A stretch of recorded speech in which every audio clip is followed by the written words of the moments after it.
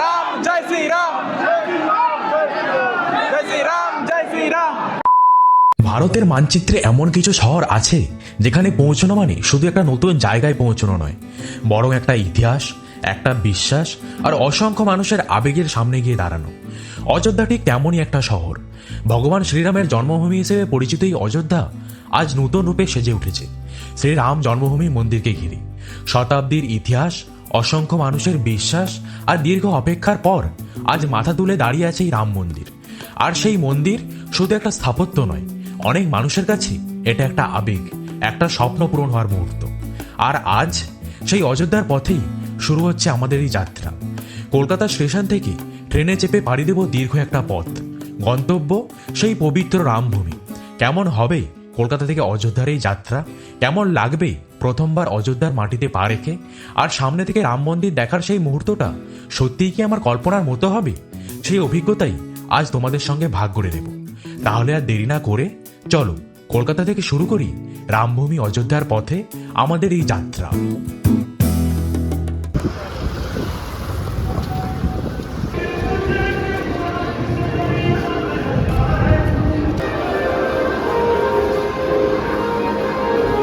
আজ 13 আগস্ট 2026 আর ঘড়িতে সময় 11:30।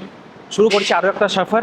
হ্যাঁ, টাইটেল, থাম্বনেল আর ইন্ট্রোডাকশন থেকে বুঝতেই পেরেছো, দীর্ঘ প্রতীক্ষিত সেই রাম মন্দির, সেই রাম মন্দিরেই চলেছি আজ। আর আজকের এই যাত্রার আমার সফর সঙ্গী জম্মু তাওয়াই এক্সপ্রেস, যেটা কলকাতা জাংশন থেকে দুপুর 11:45 ছেড়ে পরদিন ভোর 6:10 পৌঁছবে অযোধ্যাধাম জাংশন। আর আমাদের কলকাতা থেকে এই জম্মু তাওয়াই এক্সপ্রেস ছাড়াও আরেকটা ট্রেন চলে হাওড়া থেকে, সেটা দুন এক্সপ্রেস। সেটা সন্ধে 8:25 ছেড়ে পরদিন বিকেল 4:30 সময় অযোধ্যা জাংশনে গিয়ে পৌঁছয়। তো চলো, কলকাতা স্টেশনে আমি এসে পৌঁছে গেছি। আর 3 নম্বর প্ল্যাটফর্মে আমাদের ট্রেন দিয়ে দিয়েছে। আমার কম্পার্টমেন্ট B1 আর সিট রয়েছে 47 আপার বার্থ। তো চলো উঠে গিয়ে বসি, তারপর তোমাদের বাকি জার্নি, বাকি ডিটেলস তোমাদের সাথে শেয়ার করছি।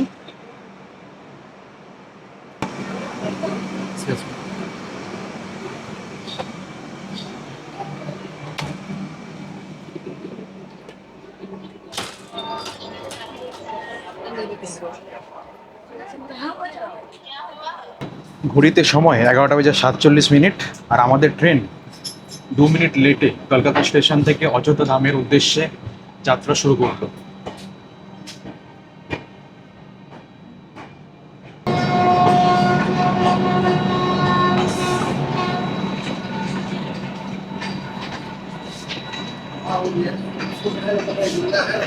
কলকাতা স্টেশন ছাড়ার পর এই ট্রেনের ফার্স্ট স্টপ দক্ষিণেশ্বর জাংশন। তারপর ছোট বড় 40টা স্টেশন এই ট্রেন দাঁড়াবে। তারপর কাল সকাল 6টায় এই ট্রেন পৌঁছবে আমাদের অযোধ্যাধাম জাংশন।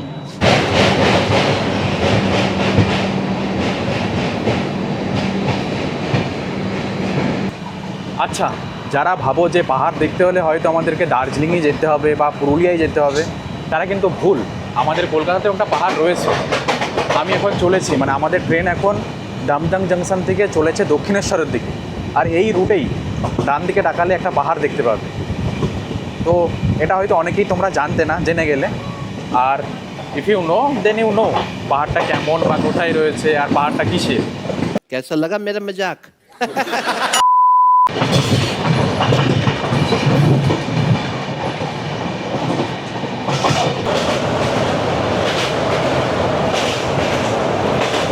আমাদের এই ট্রেন জম্মু তাওয়াই এক্সপ্রেসের ফার্স্ট স্টপ দক্ষিণেশ্বর পেরিয়ে এগিয়ে চলেছি তার গন্তব্যের দিকে।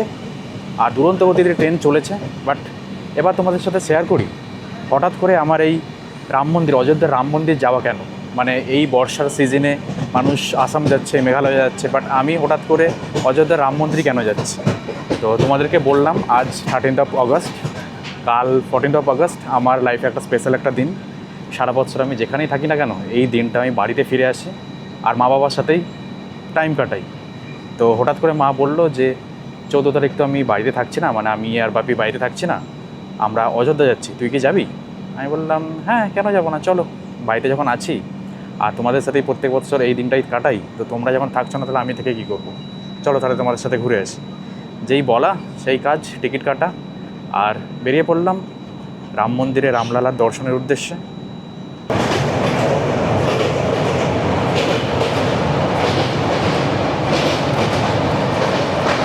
কলকাতা থেকে অযোধ্যার এই যাত্রাটা কিন্তু মোটেও ছোট নয়। জম্মু তাওয়াই এক্সপ্রেসে কলকাতা থেকে অযোধ্যাধাম জাংশন রেলপথে প্রায় 875 কিলোমিটারের পথ। সময় লাগে প্রায় 18 ঘন্টা 30 মিনিট। এই দীর্ঘ যাত্রায় পেরিয়ে যাব 4টি রাজ্য, পশ্চিমবঙ্গ, ঝাড়খণ্ড, বিহার এবং সর্বশেষে উত্তরপ্রদেশ। পথে একের পর এক বদলে যাবে চারপাশের দৃশ্য। কলকাতার ব্যস্ত শহর পেরিয়ে বর্ধমান, দুর্গাপুর, আসানসোল, তারপর ঝাড়খণ্ডের ধানবাদ, কোডারমা হয়ে বিহারের গয়া, শ্মশানাম, এরপর উত্তরপ্রদেশে ঢুকে বারাণসী, জৈনপুর, আকবরপুর পেরিয়ে শেষে পৌঁছে যাব অযোধ্যায়। এই পুরো যাত্রায় প্রায় 850 কিলোমিটারের পথ, অসংখ্য শহর, ছোট ছোট জনপদ আর গ্রামের পাশ দিয়ে ছুটে চলবে আমাদের ট্রেন। দিনের আলো পেরিয়ে রাত, আবার রাত পেরিয়ে ভোর, আর সেই ভোরেই প্রায় 18 ঘন্টার এই দীর্ঘ যাত্রার শেষে সামনে আসবে আমাদের গন্তব্য অযোধ্যা ধাম। কলকাতা থেকে শুরু হওয়া এই যাত্রা শেষ হবে রামভূমি অযোধ্যায়।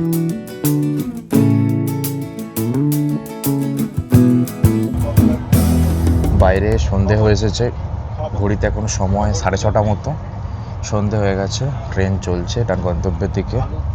আর আমি এখানে এক কাপ চা হাতে নিয়ে, এখানে রয়েছে ছোলা ভাজা, আর এখানে চলছে পুরনো একটা ভিডিওর editing. Just look at me, how committed I am to serve you the better and good quality content. তারপরে ভিউজ কত আসছে, 200, 300, 500। কী করছো বলো তো তোমরা? একটু লাইক ফাইক করো, সাবস্ক্রাইব করো, ভিডিওগুলো দেখো একটু। पूरा साल मेहनत करता हूं आपके लिए बेटा, ऐसा नहीं चलेगा, ऐसा नहीं चलेगा, लाइक ठोकी दबा के।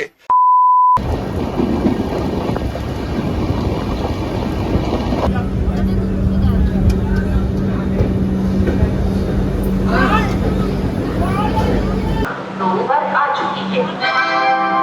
Therefore, your attention please. Train number 1315 Kolkata Jammu Tawi Express from 3151 Kolkata Jammu Tawi Express from Kolkata to Jammu Tawi via ঘড়িতে এখন সময় 6:22। আমাদের ট্রেন নির্ধারিত টাইম থেকে 10 মিনিট লেটে এসে পৌঁছলো অযোধ্যাধাম জাংশন। তো চলো, জয় শ্রীরাম বলে এবার শুরু করি আমাদের পরবর্তী যাত্রা।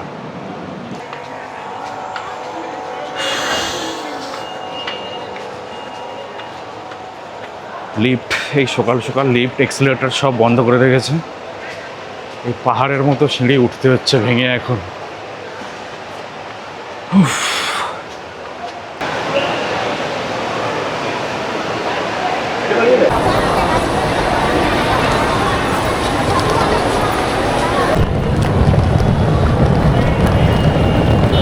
স্টেশন থেকে বাইরে বেরিয়ে এলেই অনেক টোটো পেয়ে যাবে। জনপ্রতি 10 থেকে 20 টাকার মধ্যেই মন্দিরের আশেপাশে যে কোনো হোটেল পর্যন্ত খুব সহজেই পৌঁছে যেতে পারবে। আমি এই ভিডিওতে কম খরচের মধ্যে খুব ভালো একটা হোটেলের সন্ধান তো দেবই, তাছাড়াও তোমরা চাইলে এই মন্দিরের আশেপাশে যে কোনো হোটেলে খোঁজ নিয়ে দেখতেই পারো। তো এই হচ্ছে আমাদের যে হোটেলে যে স্টে করছি, সেই হোটেলের রিসেপশন এরিয়া। এই হচ্ছে এখানে নাম্বার, এই নাম্বারে তোমরা কন্ট্যাক্ট করে নিতে পারো। আর এই হোটেলে যে দাদা, সে খুব লজ্জা পাচ্ছে ক্যামেরায় আসতে। এই হচ্ছে দাদা, জাস্ট হ্যালো কর দিচ্ছে, আর কিছু নেই বলনা। এই হচ্ছে দাদা, আমি নাম্বার প্রোভাইড করে দিচ্ছি, কল করে তোমরা চলে আসতে পারো। এই হচ্ছে ওয়েটিং এরিয়া হোটেলের, এখানে এসে তোমরা ওয়েট করতে পারো যতক্ষণ না তোমাদের রুম প্রোভাইড করা হচ্ছে। আর এখানে ডাইনিং সিস্টেমও রয়েছে।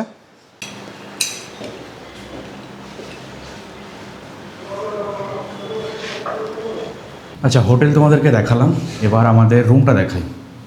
এই হচ্ছে 106 নাম্বার রুম আমাদের। গেট খোলার পর রুম ঠিক এরকম, একটা বেড রয়েছে, দুজনের জন্য এনাফ আই থিঙ্ক। আর এখানে রয়েছে একটা টিভি ইউনিট, এসি, এখানে রয়েছে একটা মিরর। আর এবার ওয়াশরুমটা তোমাদের দেখাই। এই হচ্ছে ওয়াশরুম, মিরর, শাওয়ার রয়েছে আর কোমোড। এই হচ্ছে ছোটোখাটো একটা রুম। আর এখানে যেহেতু একটু গরম বেশিই পড়ে, সেই জন্য এসি নেওয়া মাস্ট। আর এসির জন্য মানে উইথ এসি আমাদের এখানে ভাড়া পড়ছে 1000 টাকা। তো এই হোটেলের যে ম্যানেজার দাদা রয়েছে ওনার সাথে আমি যাওয়ার সময় মানে ভিডিও শেষের দিকে আমি কথা বলিয়ে দেবো বা নাম্বার প্রোভাইড করে দেবো। তো তোমরা যারা আসবে অবশ্যই এই হোটেলটা চেক আউট করতে পারো, মানে হোটেলটা দেখতে পারো। মন্দির থেকে হোটেলটা একদমই সামনে, যেমনটা দেখতেই পাচ্ছ, ছাদ থেকে মন্দিরটা দেখাই যাচ্ছে। চলো এবার তাড়াতাড়ি একটু ফ্রেশ হয়ে নিই আর তারপর ব্রেকফাস্ট করে বেরিয়ে পড়ি অযোধ্যার অলিগলি ঘুরে দেখতে। কিন্তু সেগুলো থাকছে পরের পর্বে। রাম মন্দির, হনুমানগড়ি, কনক ভবন, সরজু নদী ঘাট, সন্ধ্যারতি আর এই প্রাচীন শহরের আরও অনেক অজানা চেনা গল্প সবকিছু নিয়েই শুরু হবে অযোধ্যা ভ্রমণের দ্বিতীয় পর্ব। তাই আজকের মতো এখানেই শেষ করছি। দেখা হচ্ছে খুব তাড়াতাড়ি অযোধ্যার পরের পর্বে। Till then, stay healthy and keep travelling.